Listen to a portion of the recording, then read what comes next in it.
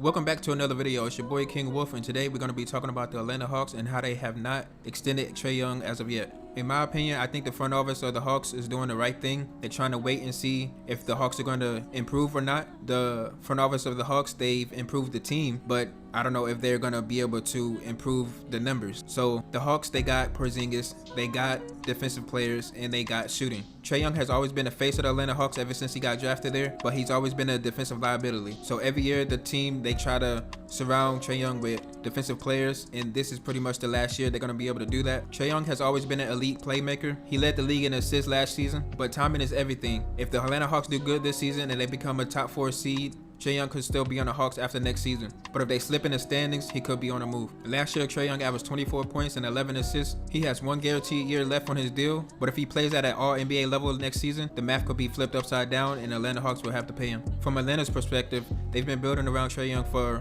a long time and it just hasn't been working. So pretty much they can either let him play out this season and he can go walk for free, or they should trade him this season and get what they can get back. I don't see anybody wanting to go to Atlanta willingly without having a good team around them. But a good piece that will fit with Trae Young, in my opinion, is him and Sabonis. I don't know if Sabonis should go to the Atlanta Hawks or Trae Young should go to the Sacramento Kings, but those two will be a perfect match for each other. There's two different type of people that's looking at this Atlanta Hawks situation, and Camp A is the Atlanta Hawks are geniuses and they're just waiting on Trae Young to finish out his contract so they can have more money for the season after the next. And the other camp is that they're pretty much disrespecting Trae Young by not giving him the money right now. Both sides have legit points, and the real thing is that I thought Trae Young was going to take off, and I thought the Atlanta Hawks were going to take off after that playoff series against the Knicks a few years back. After that happened, they should have revamped the whole team and build it better than what they did. But they didn't, and they wasted Trae Young, and now they're in the situation that they're in now. Let's take a look at what some people had to say on the internet, and I'll get back to it.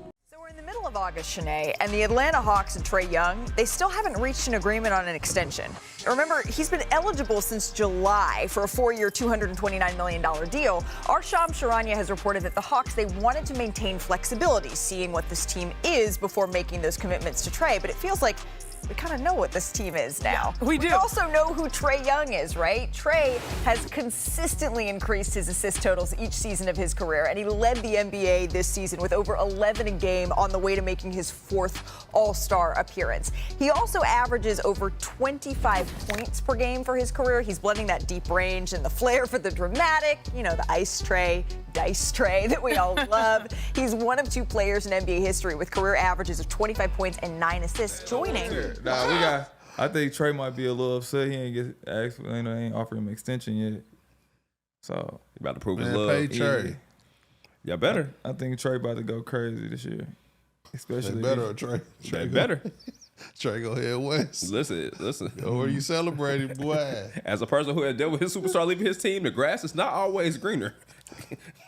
We love y'all. Somewhere in a trade. So here's a look at which teams might be interested in getting Trae Young. So the first team is the Miami Heat, who do not have a natural point guard on their roster. Trae would be an amazing fit next to Bam Adebayo, setting screens and catching lobs. What about the Minnesota Timberwolves? One position of need there is true point guard after aging Mike Conley leaves. The Wolves have a top 10 defense, which Trae needs, and his passing landing spot, where no one expects, is the Boston Celtics. And hear me out, because there is a real case for the Celtics to pursue Trae Young after moving on from Jrue Holiday and Kristaps Porzingis. So Boston relies on ISO-heavy offense in crunch time, and they have lacked that elite playmaker for years. When things stall, they really need that pure creator who breaks down defenses and thrives in chaos. And Trae is one of the league's best at generating points out of thin air. I like what everybody had to say, but the Atlanta Hawks ceiling all depends on Porzingis. If Porzingis stays healthy and Trae Young continues to rise, this team could be a top 4 seed in the East. But that's for every team. If people get hurt, you're not going to be at your best.